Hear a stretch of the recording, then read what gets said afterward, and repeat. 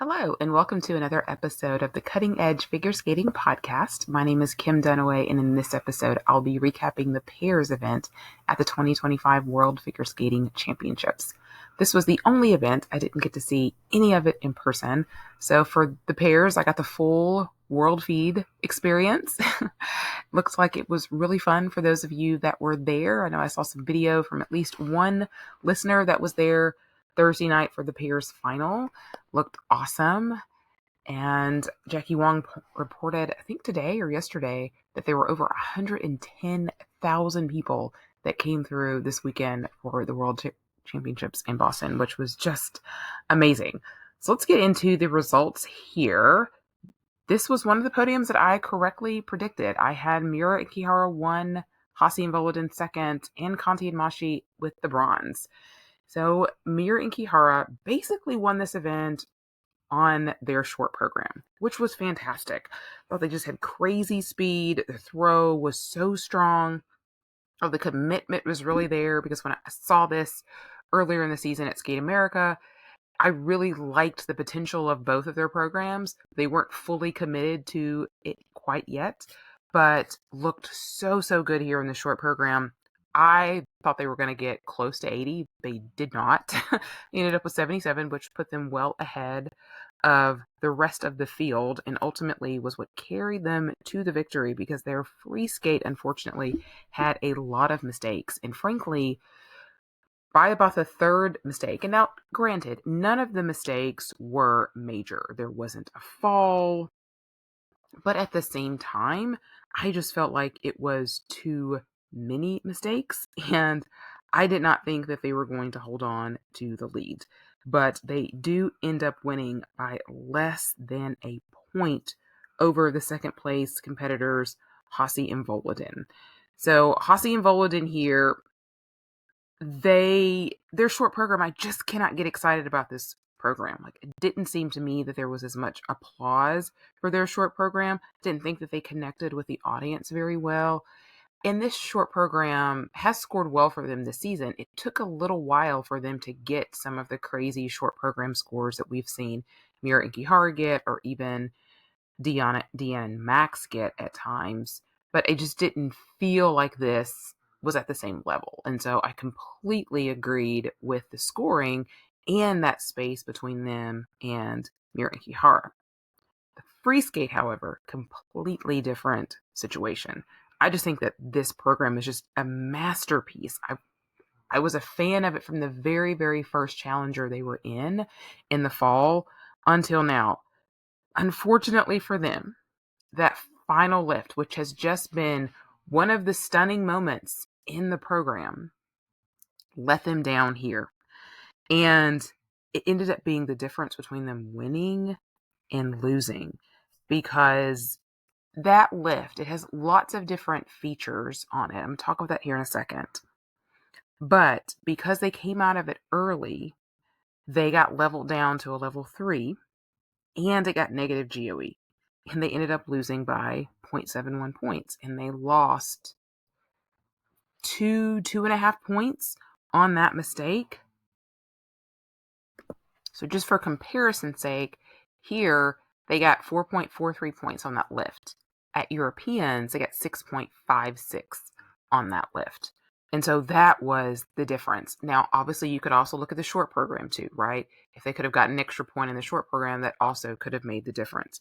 And I don't know how often they've had issues with that lift in practice, but they've done that lift over the last 2 seasons, and they've never had an issue with it in competition. I don't know if it's just one of those cases or it was the last element in their program. You just get a little bit too excited. You just get a little bit off somewhere, and they had to come out of it a little bit early. And in the press conference after, Minerva said that she thought that they would still be able to get a level 4 on the lift because they have 5 features. So I'm going to go over what the features are on the lift. And you would need 4 of those features to get a level 4. I rewatched this lift back multiple times Friday morning, trying to determine exactly why they didn't get credit for 4 features. And I think I know why. But first, let me just say, These are the lift rules. So these are what you need to do in order to get features on a lift, all right? So 1 is a difficult variation of the takeoff and difficult landing variety. Obviously, they have a very difficult takeoff, right? The difficult landing variety, though, is interesting because they fell out of the lift, they would have lost that.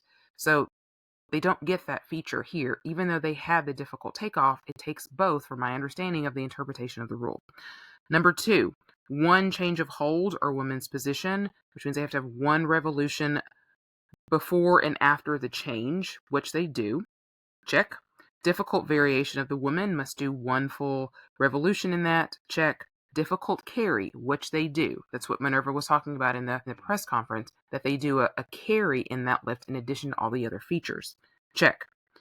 Then there is a difficult 1-hand hold of the man, 2 full revolutions in total.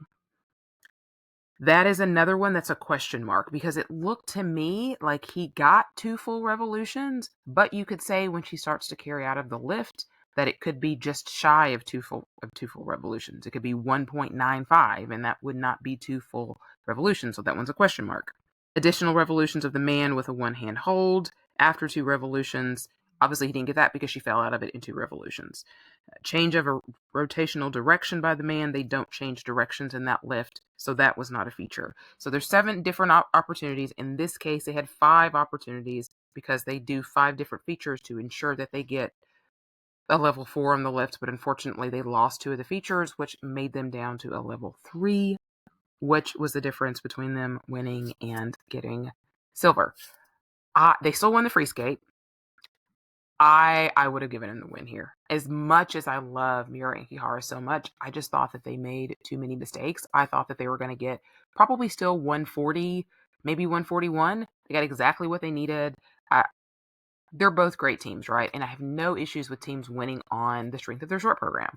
I just really felt like Hocke and Volodin just had the moment, but it was not meant to be, and they'll have to wait another year to get on the top of the podium at Worlds or potentially the Olympics. In third place was Conti and Macii of Italy. In the short program, I really have enjoyed this Carmen program for them. Hey, there were 2 Carmen programs that actually, came around eventually on Kihara and Ponomarenko's Carmen, and I've liked theirs really all season, which is rare. I usually, when I hear the Carmen music, I just automatically tune out, but I feel like it's worked really good. I love the throw that they do on the music. The rotation on it just fits so well with that piece of music. In their free skate, they had a couple of mistakes on the 3-jump combo and on the final throw. This program has looked better. It's also looked worse. It was good enough to get on the podium here, and I was frankly thrilled for them to get back on the podium after the rough season that they had last year. And they did their part in trying to get a 3rd Italian spot for pairs. It ended up not happening because their Italian teammates did not do well enough. I'll get to them in a little bit. And I also want to say that their exhibition performance was my absolute favorite. Now, granted, there were some very emotional performances in there, like Elia's performance and Maxim's performance. But in terms of the entertainment value of some of the more upbeat style programs, theirs was absolutely my favorite. She was in a muscle man costume, complete with a beard. He was in a tutu. At some point, he stripped down and they started skating to Run the World by Beyonce.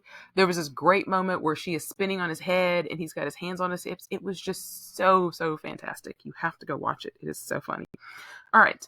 Moving on to our 4th place finishers here, and that was Mel Tikana and Buralaba of Georgia, who have really had very strong season. They've been able to capitalize when one of these top 4 teams has not done well.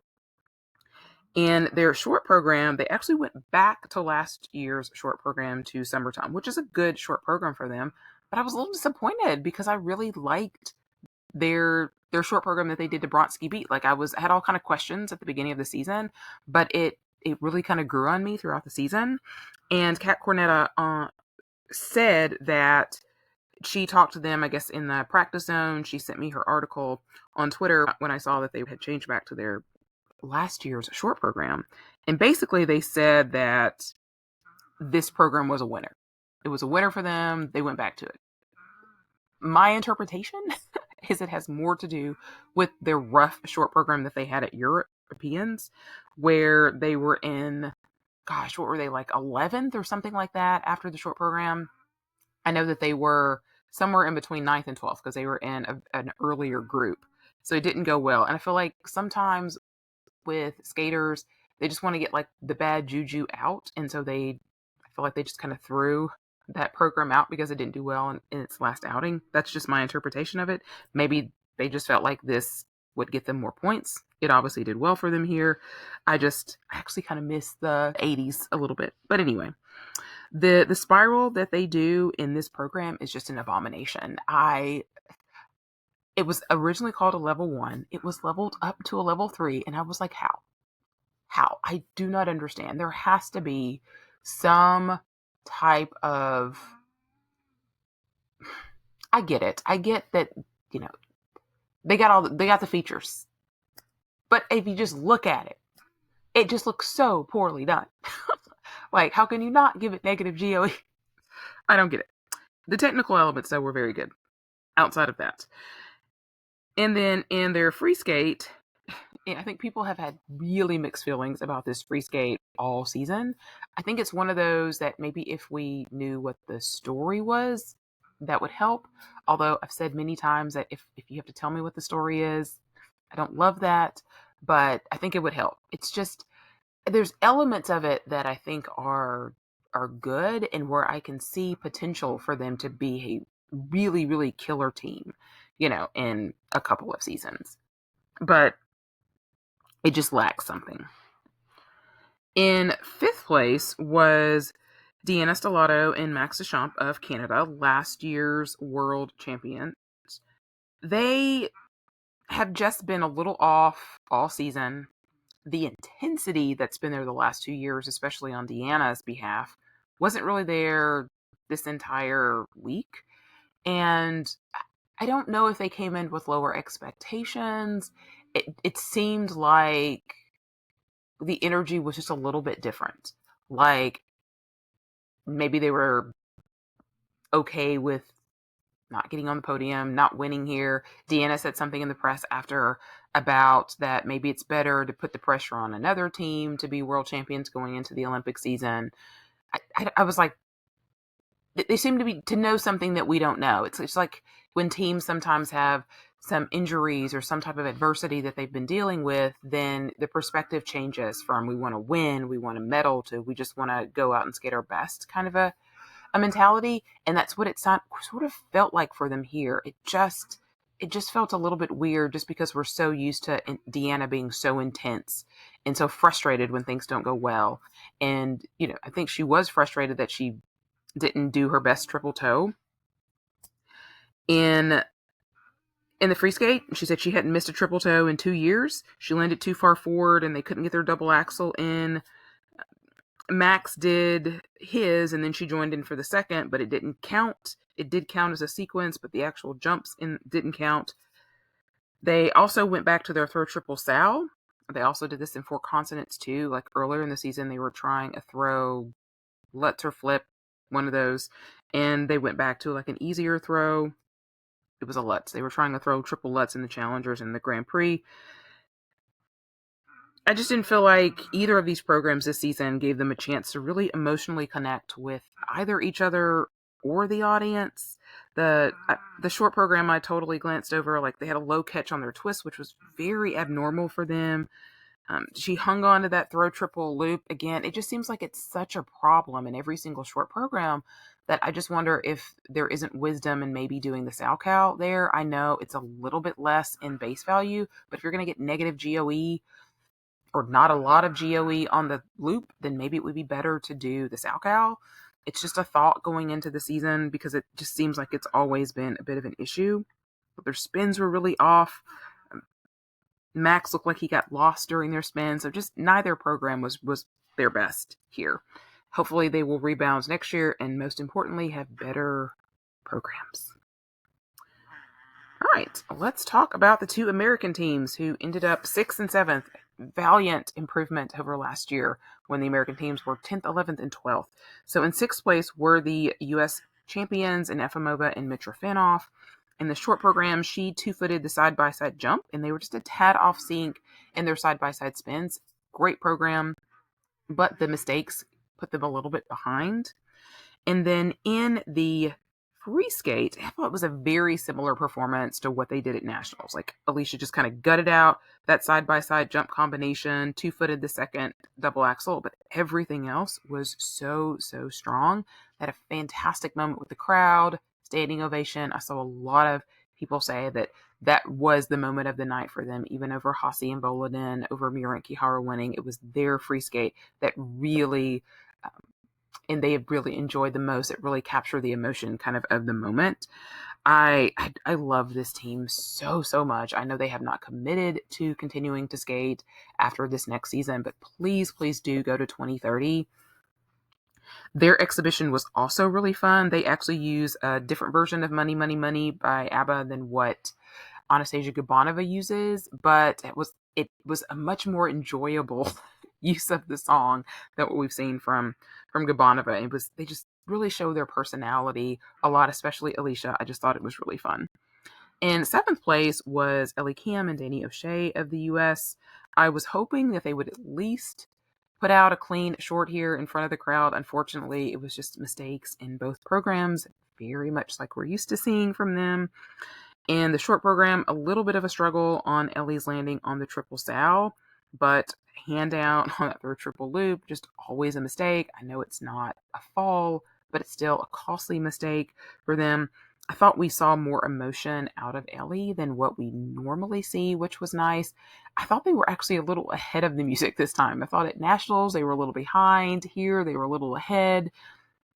Didn't quite get there. And then in the long program, it was just kind of the same. It was just too many mistakes.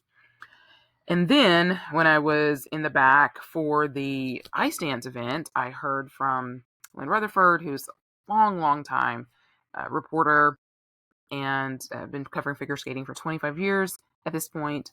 She told me about the news with Danny, that he had broken a bone in his foot and would be out of World Team Trophy. And not too long after that, Jackie reported it on Twitter as well. I think it's his fifth metatarsal, which is, I think, the pinky. It is the pinky. I know anatomy better than that. And so it's broken, and so they're going to be off the ice. It's going to have surgery, actually. So I thought it was interesting that they said they were out of World Team Trophy, because I was like, that's who they were sending to World Team Trophy, because I guess I would have thought with Efimova and Mitrofanoff winning the national title and finishing better here at Worlds that they would get the nod for World Team Trophy, but I guess it was going to be Danny and Ellie because they made Grand Prix final. But even so, it will be Efimova and Mitrofanoff most likely at a World Team Trophy instead, since Danny and Ellie are going to be on the shelf for a bit while he recovers from the broken toe. In eighth place was Maria Pavlova and Alexei Shevchenko of Hungary. This was definitely not the result they were looking for. It's been kind of like this all season. This has been a real step back from them from what we have seen really at Worlds, not just last season, but the Worlds before that as well. They've just been a lot more consistent in the past than what we have seen from them this season. It's been a very underwhelming year for them. And the short program, I actually thought it was probably the best short program that they've done all year. I was definitely enjoying the comments from people who maybe have not seen this short program very much or at all until now. Hilarious. They were once again very disappointed with their scores. It's kind of been a running theme for them. In the free skate, had side-by-side jump mistakes on both of their jumping passes. She put her hands down on their second double axel, and that was considered a fall. And he just doubled their side-by-side triple salchows. They were fifth in technical elements, even with those mistakes, but eighth in PCS, which is appropriate, really. They're a team that's, they've really got to work on that. And they definitely need some better programs to showcase the strengths that they have. I feel like I wish I knew exactly what they were going for with the Sex Bomb program. I think it was very tongue in cheek and it was just fun, and they've enjoyed it clearly all season. They've looked like they've just been having a blast. But I just feel like when you're looking for the judges to really take you seriously and really emphasize then if you're going to go that route, you've really got to still back it up with some complexities, some intricacies in your choreography somewhere. And I know I heard Kristen say, and I heard Chris Horwath say it again. I may have even heard Mark Hanratty say it on the feed as well, that there's just a lot of very empty space in their programs. A lot of just kind of stroking, not a lot else going on.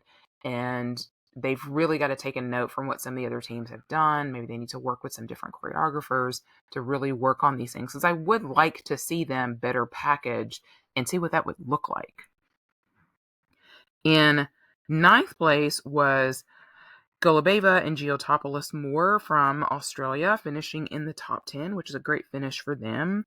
They've really, really got to work on that twist. It's been a liability for them each of the last couple of seasons. Everything else for them is really strong. It's not always clean, but their side-by-side jumps are really good, and when their throws are on, they're really good.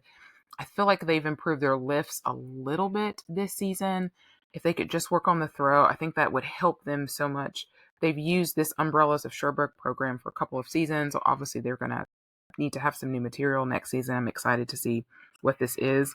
As I was watching them, because she turned out of the second double axel in that 3-jump combo, and they used to do a side-by-side triple toe combination, which I think is much more difficult than the 3-jump combos that all the teams are doing now, but the 3-jump combos get more points. I hope that they stick with that rule change that they were looking at changing in this past season into the next Olympic cycle, where they can just do 2 jumps, because I think it will require teams to be a little bit more creative than just tacking a couple of double axels on the end to jumps. In 10th place was Ganesh and Chigarev of Uzbekistan, and they won Best Newcomer on the ISU Awards, and I was like, okay, sure. I guess. I mean, outside of Skate Canada, where it was a weaker field and they ended up with a silver medal, I don't know that they've really been super impressive the rest of the season. But sure, they did have 2 decent skates here. Got a 62 in their short program and 120 points in their free skate, and that was with the fall. They were doing side-by-side triple loops earlier in the season, but they were just doing side-by-side triple Salchows in the free skate here. I didn't really feel like I saw the growth in their programs throughout the season like I'd like to see. They do finish in the top 10, which means they're guaranteed 2 Grand Prix spots next year. And I think perhaps when they know a little bit better what to experience, having a year of international experience after a couple of seasons of, just competing domestically in Russia, then perhaps we'll see a better version of them next season. I do wonder if this has inspired some other teams from Russia to defect. I do hear that there is a Russian team that is headed to represent Armenia and could potentially be at the qualifying competition in China in the fall. So we'll see, if this sort of inspires a bit of a cascade in that direction, or if this is just going to be more of an exception. In 11th place was Leah Pereira and Trent Michaud of Canada. I'm sure they would have liked to have finished in the top 10. I'm sure they would have liked to have been able to keep 3 spots for Canada also. It's not just on them. It's also Deanna and Max as well. Those 2 teams did not combine enough totals to keep those 3 spots for Canada.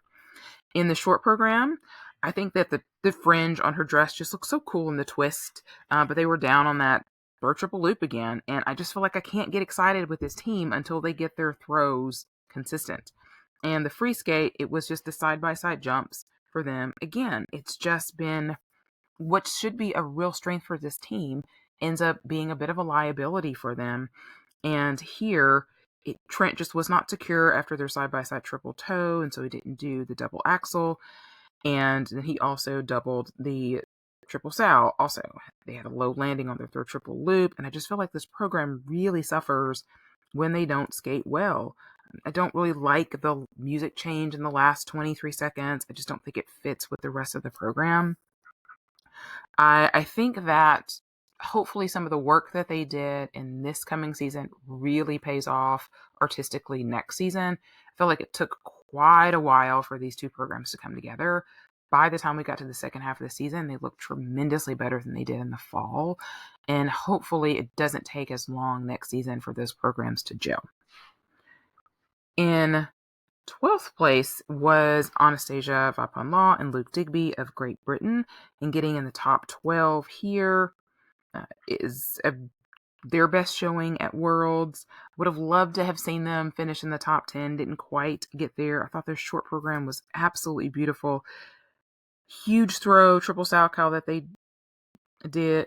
She does this great spread eagle, like plie, like right after it, just shows great control.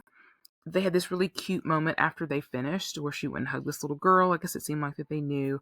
I think the next step for them going into next season is to put a triple toe in the short program. I know it's going to be risky and maybe scary, but that's going to be something that they need to sort of take them to the next level, because what's holding them back right now from scoring more is the fact that they just do a double axel in the short program. 13th place was Gilardi and Ambrosini of Italy.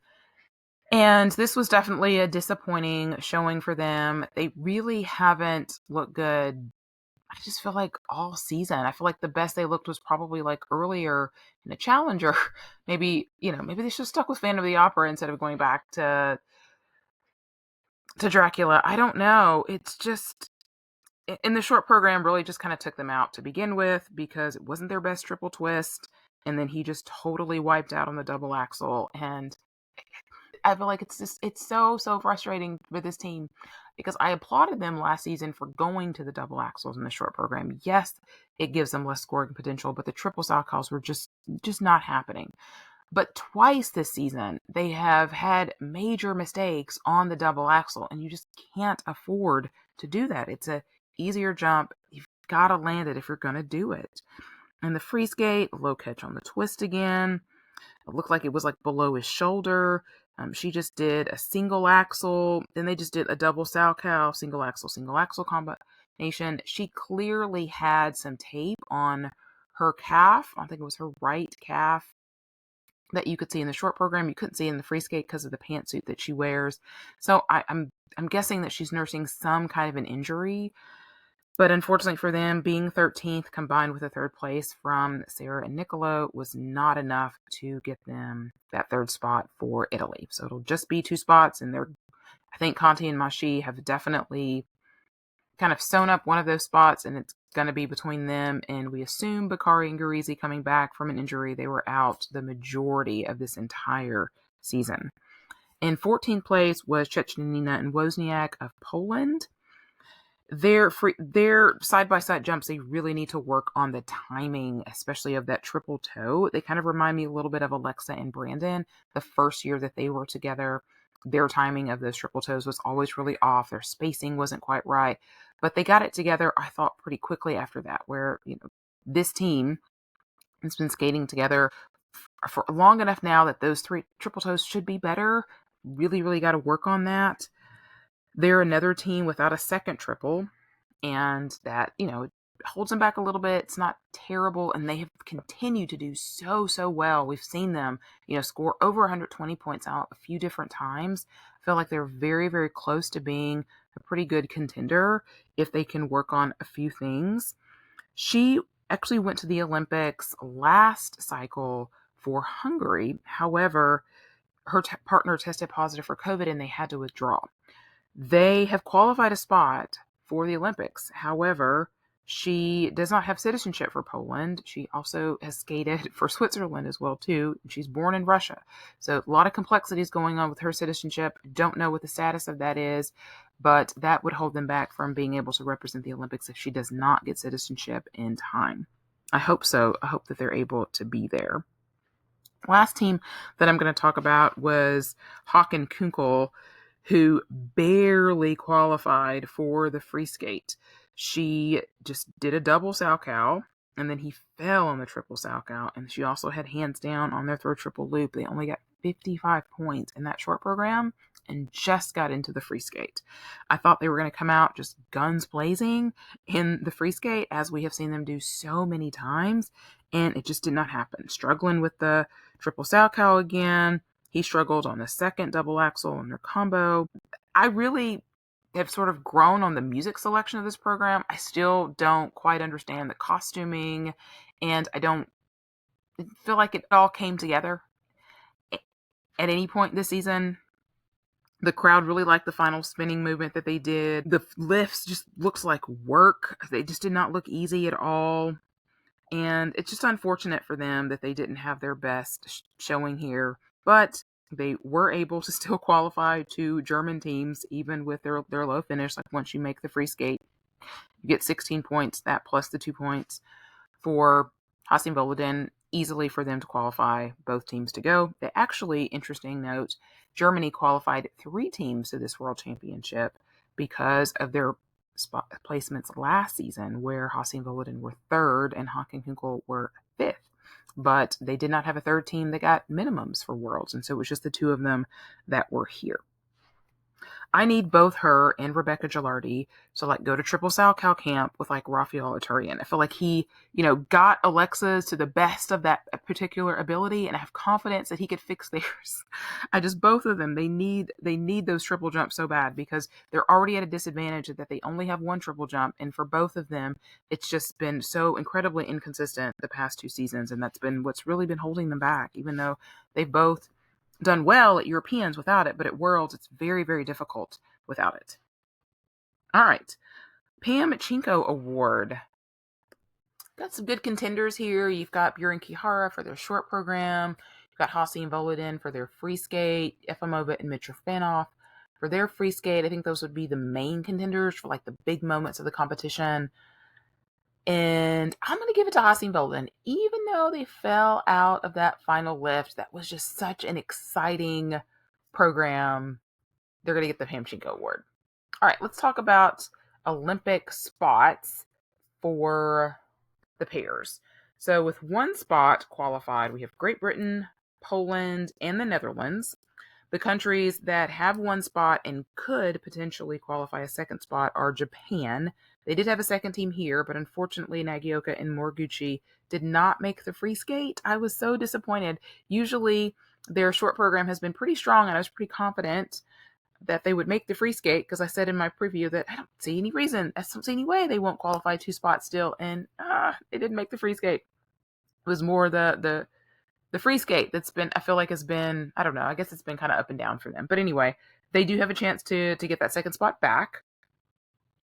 Georgia is another team that has a spot, could qualify a 2nd spot. Don't think they have another team. Hungary, same thing. I don't think they have another team. Australia and Uzbekistan. So I don't know that any of those teams have a 2nd pair team that could go to qualifying. But if they do, they could all qualify a 2nd spot. Teams that have 2 spots are Canada, Germany, and Italy. And the only team that could qualify a 3rd spot is the United States. But the question is, who would you send? Right? That was a big question that was sort of going around with a lot of us at Worlds. You basically have 3 teams, right, that you would potentially send. McBeath and Parkman, Chan and Howe, or Shin and Naj. You don't feel super confident with Shin and Naj after their 4 continents performance. I kind of throw them out. And that really leaves Chan and Howe or McBeath and Parkman, which neither of those teams I have a lot of confidence in, but they could do well on any particular day. You just don't know what you're going to get on any particular day. It also would be kind of odd, but you can do it, to send McBeath and Parkman to qualify a spot for the Olympics that they likely can't go to. But that's going to be such an interesting conversation going into that, because for the pairs, there are only 3 spots available. There's 20 pairs that can go. 16 pairs qualified here. 1 spot is reserved for a team that may need a pair for the team event. So it only leaves 3 spots available at qualifying. Russia's going to get 1 of those spots, right? Shui Wingjing has a new partner. They're going to be at qualifying. You feel pretty good about them getting a spot. That leaves 1 spot, right? Now, are the Americans probably better than some of the other teams that are going to be competing for that spot? You're talking about Switzerland, France. Yeah, but, I'm looking at that Japanese team, and they could also qualify that spot too. And anybody can get hot and anybody can be cold. So that's going to be very interesting who shows up at that qualifying for the United States. And since we're just sort of having a quick talk about the team event, let me just sort of run down, because another kind of interesting storyline is right now there's only 3 countries that have qualified a full slate of people from this World Championships, meaning that they've qualified skaters in every single discipline. That's the US, Canada, and Italy. That's it. Japan doesn't have a dance team that qualified right now. Obviously, they could qualify at the qualifying event. The United Kingdom, amazingly, has 3 people qualified. They're missing a man. Georgia, of course, doesn't have a woman because Anastasia Gabanova did not make the free skate. I feel really good about her getting a spot at qualifying. France does not have a pair team. South Korea does not have a pair team. Now, I found out during the ice dance event that they do have a pair team. There is a South Korean skater that is currently training in Canada. I asked her if she was training with Bruno. The Korean official did not know who she was training with in Canada, but they got a Russian pair boy for her. Don't know if they're going to be ready by qualifying or not, but they do have a team that's currently going. He's also got to get citizenship too. There's a lot of hoops that have to go through, but they're trying their best to get a pair team. And then Poland actually is just sort of a dance team. They've got a man, a woman, and a pair team. Of course, as I mentioned before, we don't know whether or not Iulia can get citizenship in time. And then there are some teams that have 2 teams. So Spain has 2. They need either a spot for women or a pair team. They did have Brooke McIntosh and a partner for Spain that were competing throughout the season. They didn't get tech minimums for Worlds, but they've already broken up. Unfortunately, don't know who else they've got. Switzerland had all 4 disciplines here at Worlds, but only 2 of them qualified. So pairs and dance will definitely be at qualifying, trying to get one to maybe get in, because they've got 2 good singles, right, between Lucas and Kimmy. And then Germany has the pair disciplines, but not single disciplines. So that'll be a fun thing to also look for in the fall with all the other storylines that we got going on. All right, so that completes my pairs episode. Thank you guys so much for listening to the podcast. Let me know, what were some of your favorites this event? Was it some of the medalists? Was it some of the competitors that finished a little bit lower? You can find me on all the socials at Ice Skate Podcast. You can also send me a line at thecuttingedgepod@gmail.com. I'll be back with my last recap, and that's men's. Hope you have a great rest of your week.